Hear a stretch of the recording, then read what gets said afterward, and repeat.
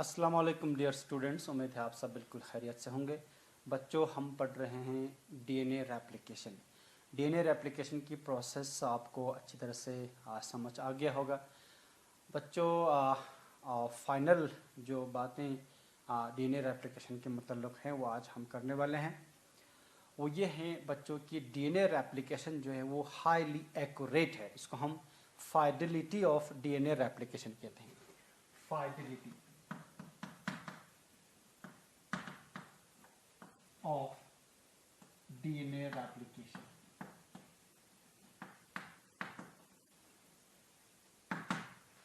DNA replication जो है highly accurate है, इसमें छोटी सी भी एरर मुमकिन नहीं है। बहुत ही कम चांस है डीएनए रेप्लिकेशन के दौरान एरर होने की, क्योंकि एक सिंगल बेस चेंज अगर हो गया डीएनए रेप्लिकेशन के दौरान तो आगे जाके वो एक ड्रास्टिक चेंज ला सकता है। इसके बारे में आइंदा आने वाले किसी मौके पर इंशाल्लाह बात करेंगे कि किस तरह से डीएनए में आने वाली छोटी सी चेंज, छोटी सी म्यूटेशन आगे जाके कितना ख़तरनाक साबित हो सकते हैं। इसलिए डीएनए रेप्लिकेशन को हाईली एक्यूरेट रखा गया है।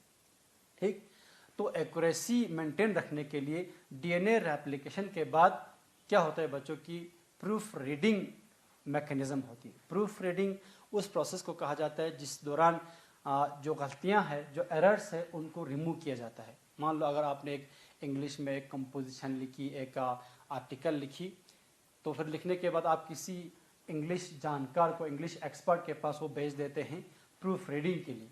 मतलब वो एक्सपर्ट देख लेता है कि इसमें कोई ग्रामेटिकल मिस्टेक है या इसमें कोई और मिस्टेक है, तो उन मिस्टेक्स को रिमूव करके उनको सही किया जाता है। उस प्रोसेस को प्रूफ रीडिंग कहा जाता है। तो डीएनए रेप्लिकेशन के दौरान भी प्रूफ रीडिंग हो जाती है। प्रूफ रीडिंग, ये प्रूफ रीडिंग वाला स्टेप जो है बहुत ही इंपॉर्टेंट स्टेप होती है डीएनए रेप्लिकेशन के दौरान। तो हल्का सा इसके बारे में आपको जानकारी दूंगा। एक एरर तो बच्चों आपको पता है कि डीएनए रेप्लिकेशन के दौरान, आपको मालूम है डीएनए रेप्लिकेशन के दौरान डीएनए पॉलीमरेज खुद से शुरुआत नहीं कर सकते, उसको एक आरएनए प्राइमर की ज़रूरत पड़ता है। तो डीएनए के बीच में एक ये आरएनए जो प्राइमर है उसका अगर वहाँ रहेंगे वो प्राइमर, तो वो एक किस्म का एरर है, बड़ा एरर है। इसलिए उस प्राइमर को रिमूव किया जाता है। उसकी जगह पर एक डीएनए उसमें सिंथेसाइज की जाती है। तो removal of primer and synthesis of DNA in place of RNA, वो डीएनए पॉलीमरेज फर्स्ट का काम है, आपको समझा दिया गया था। तो वो भी एक किस्म की प्रूफ रीडिंग है जो वो गलती को रिमूव करती है। इसके अलावा जो डीएनए पॉलीमरेज थर्ड है, जो मेन पॉलीमराइजिंग एंजाइम है, डीएनए पॉलीमरेज फर्स्ट है, वो भी डीएनए सिंथेसिस करता है। डीएनए पॉलीमरेज सेकंड है, वो भी डीएनए सिंथेसिस करता है। उन सब में एक एक्टिविटी अलावा है पॉलीमराइजेशन के अलावा, वो है बच्चों कि उनमें एक्सोन्यूक्लियस एक्टिविटी होती है। वो आप याद रखना, एक्सोन्यूक्लियस एक्टिविटी। एक्सोन्यूक्लियस एक्टिविटी उसको कहा जाता है। इस एक्सोन्यूक्लियस एक्टिविटी की मदद से क्या करता है, एक्सो मीन्स पेरिफेरी, बाहर, इंडो मीन्स अंदर, exo means periphery, side, nucleus means nucleic acid को तोड़ना या तोड़ने वाली एंजाइम को हम न्यूक्लियस कहते हैं। तो इस एक्टिविटी के तहत ये डीएनए पॉलीमरेज क्या करते हैं, डीएनए के एंड से जो बेसेस हैं उनको, न्यूक्लियोटाइड है, उनको तोड़ता है। तो वो तोड़ने की ज़रूरत क्यों पड़ती है, एक समझाता हूँ बच्चों आपको। यहाँ पर ये डीएनए रेप्लिकेशन हो रहा है, ठीक। तो यहाँ पर ये प्राइमर है, इसके बाद डीएनए सिंथेसिस हो रही है। टेम्पलेट पर ए है तो न्यू डीएनए में टी आएगा, टेम्पलेट पे टी है तो न्यू डीएनए में ए आएगा। तो अगर ऐसा आता है तो सही चल रहा है। लेकिन कभी कभार होता क्या है, यहाँ पर डीएनए सिंथेसिस के दौरान एक गलत बेस इसमें जुड़ जाता है। मान लो यहाँ ए आना चाहिए था, ए की जगह जी आ गया, ए की जगह जी आ गया, तो ये सही बेस पेयरिंग नहीं है। T always pairs with A, T के साथ ए कॉम्प्लीमेंट्री है, लेकिन यहाँ जी आया किसी गलती की वजह से। इसको कहते हैं हम बच्चों मिसमैच पेयरिंग इसको कहते हैं। तो डीएनए पॉलीमरेज जो है वो ऐसा कर रहा है, सिंथेसाइज कर रहा है, लेकिन जैसे ही गलत बेस यहाँ जुड़ जाती है, ये डीएनए पॉलीमरेज यहीं पर रुक जाती है, पास हो जाती है, हाल्ट हो जाती है, आगे नहीं बढ़ता, क्योंकि यहाँ पर गलती हो गई, गलत बेस इसमें जुड़ गया। तो यही रुकने के बाद वापस आती है, वापस कहाँ 3 prime to 5 prime, 3 prime to 5 prime वापस आता है। आने के बाद इस गलत बेस का जो फॉस्फोएस्टर बॉन्ड है टी और जी के दरमियान जो बॉन्ड है अब बना है उसको तोड़ता है। तोड़ने के बाद इस गलत बेस को रिमूव करते हैं। रिमूव करने के बाद यहां पर सही बेस लगा देता है, वो है ए। तो जब मिसमैच हो गया तो डीएनए पॉलीमरेज थर्ड जो है वो वापस आती है, डीएनए पॉलीमरेज सेकंड भी वापस आएगा, फर्स्ट भी वापस आएगा, जो भी इंसान इसमें काम कर रहा होगा वो वापस आके इस गलत बेस को हटा के उसकी जगह सही बेस लगा देता है। तो गलत बेस जो कहां से हटा है, एंड से हटा है। एंड से हटाने का हम बताते हैं एक्सोन न्यूक्लियस एक्टिविटी के तहत ये काम किया। लेकिन ये exonuclease activity 3 prime to 5 prime आने के बाद किया, इसलिए इसको कहते हैं हम बच्चों 3 prime to 5 prime exonuclease activity. ये काम डीएनए पॉलीमरेज फर्स्ट भी कर सकता है, सेकंड भी कर सकता है और थर्ड भी कर सकता है। तीनों डीएनए पॉलीमरेज जो बैक्टीरियल डीएनए रेप्लिकेशन में इन्वॉल्व होती है ये काम करता है। तो इस तरह से देखो गलत चीज हटा के सही बेस लगा देना ये प्रूफ रीडिंग है। ठीक, अच्छा ये प्राइमर रिमूव करना ये भी एक किस्म का प्रूफ रीडिंग है। तो प्राइमर तो 5 प्राइम से 3 प्राइम जाते जाते हटाता है DNA Paul third, DNA pol first, DNA pol first जो है वो प्राइमर को रिमूव करता है, इसकी जगह डीएनए सिंथेसाइज करता है। ये 5 प्राइम टू 3 प्राइम आते आते करता है। ठीक है, तो इस प्रोसेस को हम कहते हैं 5 prime to 3 prime exonuclease activity. ये सिर्फ डीएनए पॉल के साथ मखसूस है ये function. 5 prime to 3 prime exonuclease activities can be done by DNA pol first, but 3 prime to 5 prime exonuclease activity ये तीनों डीएनए पॉलीमरेजेस कर सकते हैं। तो जो भी हो ये सब मिलके इस प्रोसेस के तहत जिसको हम प्रूफ रीडिंग कहते हैं, एरर जो है वो हटाते हैं, एरर कम करने की कोशिश करते हैं।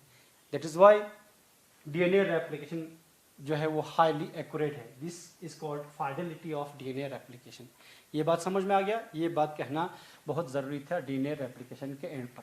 अब और एक इंपॉर्टेंट चीजें हम करने वाले हैं बच्चों, वो ये कि सॉरी डीएनए रेप्लिकेशन जो है वो सेमी कंजर्वेटिव कहलाता है। ये बहुत इंपॉर्टेंट पॉइंट है। DNA replication is semi conservative.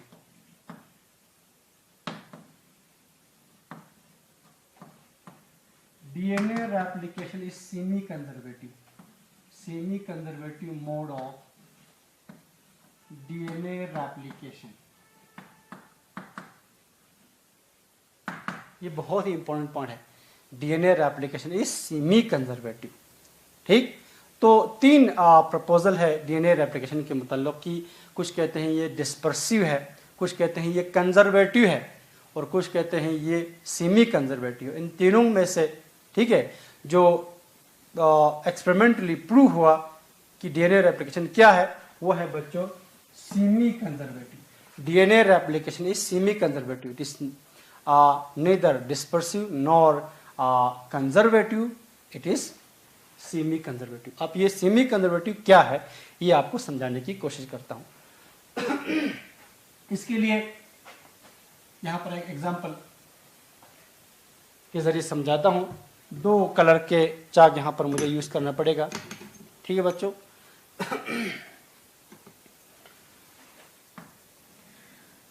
एक सिंपल लेडर शेप का हम यहाँ डीएनए बनाएंगे आपको समझाने के लिए।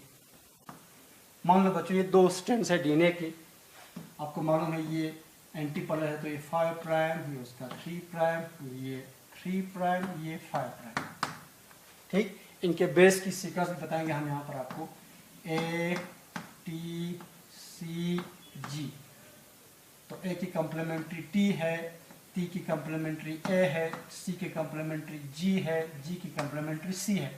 इनके दरमियान हाइड्रोजन बॉन्डिंग भी दिखाता हूँ 3।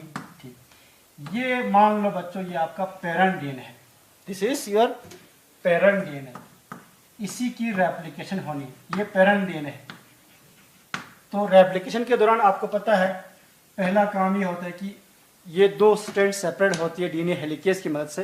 अब हम इनको अलग दिखाएंगे। ये और ये सॉरी ये पेरेंट स्ट्रैंड का एक स्ट्रैंड, ये पेरेंट डीएनए का दूसरा स्ट्रैंड। ठीक, इसका रखेंगे ए टी सी जी, ये वाला ऐसा, तो ये वाला T A G C. Now the two strands of DNA जो है वो सेपरेट किया गया है डीएनए हेलिकेज की मदद से। ठीक है बच्चों, ओके। अब ये दो स्ट्रैंड है, ये दोनों टेम्पलेट का काम करते हैं। Both the strand acts as template, acts as guide for the synthesis of new DNA. जो नया डीएनए बनेगा इस पुराने डीएनए की स्ट्रैंड की सीक्वेंस के हिसाब से बनेगा। अब डायरेक्शन आपको पता है sorry, direction of the new DNA synthesis आपको पता है 5 प्राइम टू 3 प्राइम, ये याद रखना आपको। Synthesis of DNA always occurs in the direction of 5 prime to 3 prime. ठीक, तो 5 प्राइम टू 3 प्राइम कहां से आएगा इसका? यहां से शुरुआत होगा, यहां से आगे जाएगी। ये अलग चार्ट से बना रहा हूं क्योंकि ये नया डीएनए है, नया डीएनए ब्लू चार्ट से बना रहा हूं। ये इसका 5 प्राइम, ये उसका 3 प्राइम। बोर्ड सही नहीं है। ठीक, तो यहां पर कॉम्प्लीमेंट्री बेस पेयरिंग होगी, जी के साथ सी, सी के साथ जी, टी के साथ ए के साथ टी। तो यहाँ पर बॉन्डिंग बनाने की कोशिश करता हूँ, आप भी खुद भी बना सकते हो। ठीक, दूसरा स्ट्रैंड इस टेम्पलेट स्ट्रैंड पर बनेगा नया 5 प्राइम टू 3 प्राइम। तो यहाँ सी है तो यहाँ जी, यहाँ जी है तो यहाँ सी, यहाँ ए है तो यहाँ टी, यहाँ टी है तो यहाँ ए। यहाँ बेस पेयरिंग हो रहा है। तो ये बच्चों बना अब 2 डीएनए, ये 2 डीएनए बन गए। एक डीएनए से 2 डीएनए मॉलिक्यूल्स बन गए। इनको कहते हैं हम न्यू डीएनए या डॉटर डीएनए भी कह सकते हो, डॉटर डीएनए मॉलिक्यूल्स। ठीक, डॉटर डीएनए मॉलिक्यूल्स बन गए। एक डीएनए से 2 डीएनए बन गए। अब यहां देखना, ये जो येलो कलर से जो स्ट्रैंड बनाया, it belongs to the old DNA, parent DNA का है ये ओ। जब आप नए डीएनए में देखोगे तो 2 न्यू डीएनए मॉलिक्यूल में 2 न्यू डीएनए मॉलिक्यूल्स के हर एक के 2 स्ट्रैंड हैं। 2 स्ट्रैंड्स में से एक स्ट्रैंड जो है ये ओल्ड का स्ट्रैंड है। ठीक, ओल्ड डीएनए का स्ट्रैंड है। मतलब जब डीएनए रेप्लिकेशन होकर एक डीएनए से 2 डीएनए मॉलिक्यूल्स बने, तो नए बनने वाले डीएनए मॉलिक्यूल्स में ठीक एक स्ट्रैंड जो है वो पुराना ओल्ड का रहता है, ओल्ड का बच के रहता है। ठीक है, ओल्ड का इसमें कंजर्व रहता है। कंजर्वेशन मीन्स बचना। ठीक है, लॉस ना होना, लॉस नहीं हुआ, यहां पर है अभी न्यू डीएनए में। तो इसी प्रोसेस को हम कहते हैं, इसी मोड को कहते हैं हम semi conservative. Semi means half, यानी half of the parent DNA या half of the parent DNA remains conserve in the new DNA. ठीक, ओल्ड डीएनए में 2 स्ट्रैंड है, उन 2 स्ट्रैंड में से हाफ, आधा जो है कंजर्व हो रहा है न्यू डीएनए में। देखो ये इसमें ये वाला पार्ट ओल्ड का है, ये वाला पार्ट ओल्ड का है। इसी को कहते हैं हम semi conservative mode of DNA replication. ठीक, कि क्या during DNA replication 2 new DNA molecules are formed from old DNA, but in the new DNA half of the strand belongs to the old DNA या parent DNA. ठीक, या in other words half of the old strand ठीक remains conserved in the new DNA. This mode of replication is called semi conservative mode of DNA replication. और इस mode of DNA replication को, इस किस्म के DNA replication को experimentally prove किया था 2 साइंटिस्ट ने, मेसेल्सन एंड स्टॉल ने 1958 में। वो एक्सपेरिमेंट भी हल्का सा आपको बताने की कोशिश करेंगे ताकि आपको ये चीज समझ में आ जाए। तो this semi conservative mode of DNA replication was experimentally proved bye Meselson and stall. Meselson and stall, ये साइंटिस्ट का नाम याद रखना, 1958 में एक्सपेरिमेंटली प्रूव किया था उन्होंने semi conservative mode of DNA replication. ठीक है बच्चों, ओके। तो क्या किया मेसर्सन और स्टॉल ने बच्चों, वही ई कोलाई बैक्टीरिया जो कॉमन बैक्टीरिया है उन्होंने यहाँ यूज करते हैं वो। ठीक, एक कल्चर मीडिया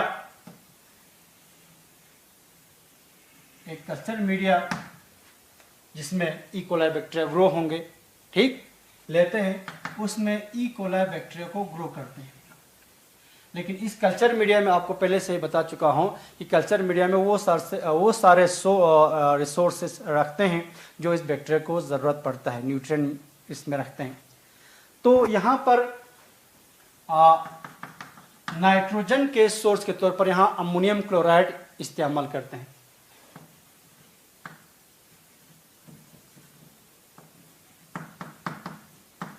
अमोनियम क्लोराइड जो है यहाँ पर बच्चों इस्तेमाल करते हैं। इस अमोनियम क्लोराइड में जो नाइट्रोजन है वो इस बैक्टीरिया को नाइट्रोजन के सोर्स के तौर पर ये बैक्टीरिया इस्तेमाल करते हैं। अब बाकी एलिमेंट्स की तरह उनको नाइट्रोजन भी जरूरत पड़ता है, तो नाइट्रोजन के सोर्स के तौर पर यहाँ क्या प्रोवाइड किया, अमोनियम क्लोराइड इस कल्चर मीडिया में। ठीक है, मगर इसमें जो नाइट्रोजन यूज किया वो नाइट्रोजन की एक हैवी आइसोटोप है N15 वाला आइसोटोप। ठीक, नाइट्रोजन का N14 जो है वो नॉर्मल आइसोटोप होता है, ठीक है, उससे एक हैवियर आइसोटोप है N15। तो N15 वाला आइसोटोप, ठीक, यहाँ इस्तेमाल किया इस कल्चर मीडिया में। इस कल्चर मीडिया में इस ई कोलाई को ग्रो किया for several generations, grown for several generations, use किया।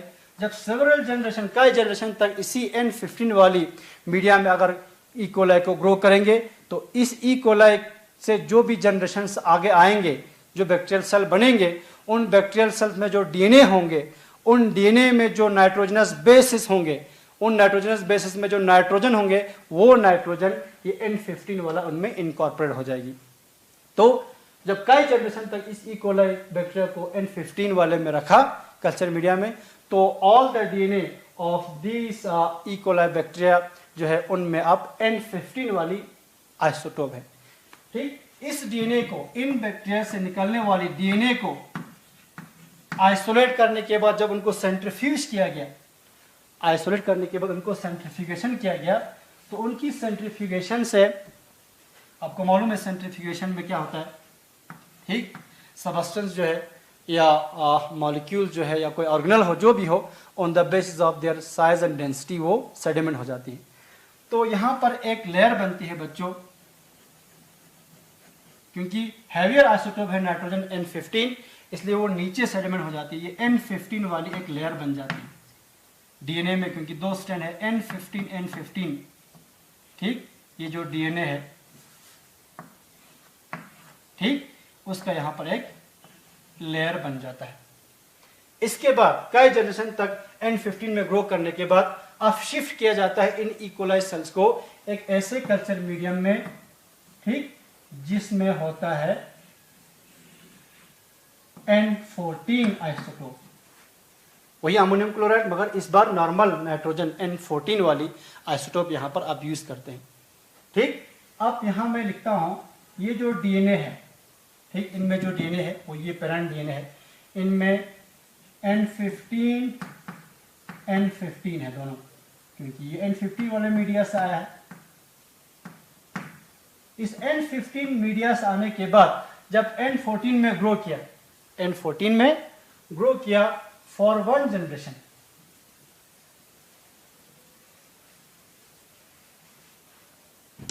ये रखता हूं यहां पर मैं रेफरेंस के लिए। तो शिफ्टिंग किया, शिफ्टिंग करने के बाद इसको ग्रो किया आफ्टर वन जनरेशन, तो ई कोलाई बैक्टीरिया जो है वो डबल हो जाता है बच्चों 20 मिनट्स में। तो हम यहाँ आफ्टर 20 मिनट्स भी लिख सकते हो, that is 20 minutes. After 20 minutes क्या होगा, जो बैक्टीरिया है वो डबल हो जाएंगे, उनके अंदर जो डीएनए है वो भी डबल हो जाएगा। तो ये डबल हो गया बैक्टीरिया। और याद रखना इसमें मीडियम कौन सा है, आप N14 वाला, ठीक, तो ये ओल्ड डीएनए, इस ओल्ड डीएनए का दोनों स्ट्रैंड टेम्पलेट का काम करेगा। उस टेम्पलेट स्ट्रैंड पर जो नया डीएनए बनेगा, मैं इसको फिर अलग तरह से बनाता हूं ताकि आपको समझ आ जाए। इससे बनाता हूं, तो ये नया डीएनए बना, ये ब्लू वाला नया डीएनए। तो ओल्ड वाला क्या है, टेम्पलेट का काम क्या है, N15, ओल्ड वाला N15। अब क्योंकि कल्चर मीडिया N14 है, कल्चर मीडिया में N14 है, तो N14 वाला यूज होगा नया डीएनए बनाने के लिए। तो नए डीएनए में आ जाएंगे बच्चों N14। इस ई कोलाई बैक्टीरिया से जो डीएनए एक्सट्रैक्ट हो गया, उनको अगर सेंट्रीफिकेशन किया गया तो उनकी सेंट्रीफिकेशन से बच्चों फिर एक लेयर बनी। एक खास किस्म के सेंट्रीफिकेशन किया जाता है, उसको caesium chloride density gradient centrification कहते हैं। वो यूज करते हैं बच्चों मेसेल्सन इंस्टॉल। तो उसकी जरिए से जब आफ्टर 1 जनरेशन, आफ्टर 20 मिनट्स हासिल होने वाली डीएनए को जब उन्होंने सेंट्रीफिकेशन की, अगेन एक लेयर बनी, मगर वो लेयर जो है पहले लेयर से थोड़ा ऊपर बनी, क्योंकि इस बार जो डीएनए है बच्चों, यहाँ पर N15 एक है और दूसरा जो है N14 है। एक N15, एक N14। ठीक, सारा प्योर N15 भी नहीं है इसमें, प्योर N14 भी नहीं है, बल्कि दोनों की इंटरमीडिएट है, हाइब्रिड है। तो यहाँ ये हाइब्रिड कहलाता है, हाइब्रिड। तो एक हाइब्रिड डीएनए बनी जिसमें हाफ N15 वाला आइसोटोप है और हाफ में N14 है। इसलिए ये ना N15 की तरह नीचे बैठा, ना N14 की तरह ऊपर बैठा, बल्कि ये एक इंटरमीडिएट लेवल पे ये लेयर बनती है। इसको कहते हैं इंटरमीडिएट। इंटरमीडिएट का यहाँ प्रेजेंस होना ये साबित करता है बच्चों कि हाफ जो है ओल्ड का है, हाफ न्यू है। ओल्ड का 15 था N और न्यू का N14 था।